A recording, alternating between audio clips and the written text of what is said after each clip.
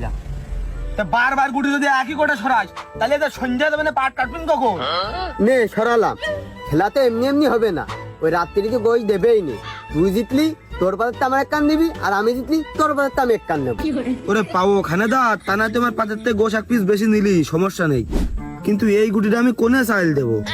আহা, সামনের গুটিটা এক ঘর আগেই দাও না। হয় আমি এটাই ভাবছিলাম।